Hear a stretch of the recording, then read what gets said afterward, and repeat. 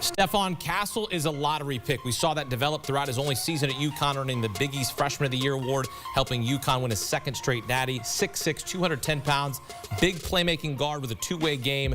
Castle and Donovan Clingan can become the second UConn duo to both go in the top 10 in the same draft. Joining Emeka Okafor and Ben Gordon in 2004, we sit and wait for Clingan. I'm not sure he's going to fall out of the top 10. We'll wait to see where he ends up. But Stephon Castle is now headed to the San Antonio Spurs, and I love Stephon Castle. He's a polarizing prospect. Some people love him. Some people have questions. I have questions about the fit, and I'd be interested in Coach's perspective on this, because Castle's 6'6". We talk about him like he's a potential point guard. Let's be clear about this. He played the 3 at UConn this year. He was the 3rd ball handler on that team. Their best perimeter defender and an inconsistent shooter. Really strong. He benefited by playing on the second side of the floor. So when Tristan Newton or Cam Spencer got things going, the defense rotated, that's when he got in the lane. Yeah. It's a whole lot different. You want to be the primary ball handler in the NBA against an NBA-level defense. He's not a great shooter, and that's what I don't love about the fit around Wemby. I think San Antonio must think he can be their point guard of the future. He's an ultra-versatile guy who can play and defend multiple positions, but if he's a non-shooting wing next to Wemby, that's where I struggle with the fit. Or maybe Rob Dillingham is there at 8, Gary. He certainly could be. Right? And like we talked about before the draft got underway, what San Antonio does at 4, I believe, will impact what they do at 8.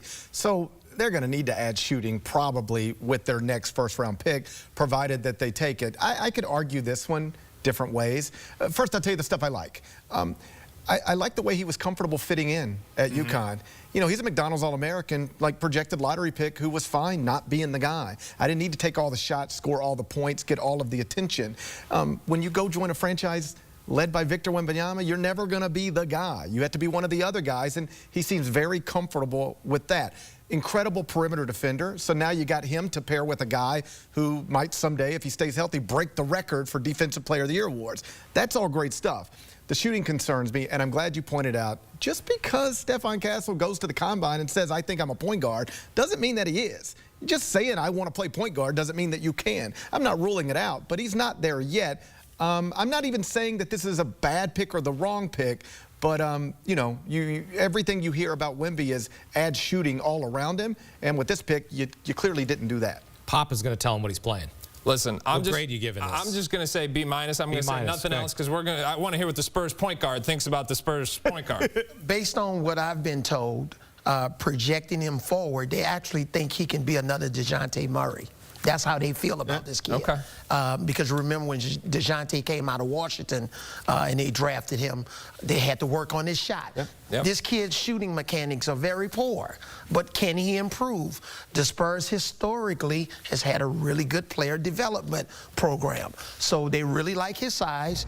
They're drafting him because they believe that he can be a point guard. That's why they're drafting this kid. And I'll say this, when you look at his athleticism on both ends of the floor, it's just something that you can't teach.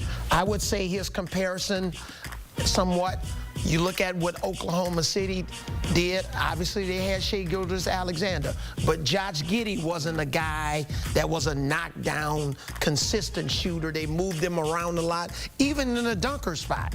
So I think that's how the Spurs are going to utilize Castle in this situation. What's your message to him?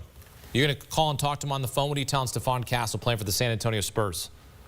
Look at my jersey up here.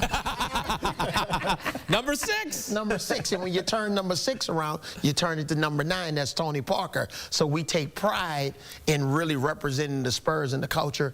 And you're playing for a Hall of Fame coach. Right. Even though we know Pop is not going to coach for 10 more years, what a great opportunity. Soak in all of that wisdom. Well, I'm sure Pop loves the fact he comes from UConn and Dan Hurley, because, again, Dan Hurley always talks about we recruit the family as well. We're not just recruiting the player, and Popovich, obviously one of the greatest to ever do it.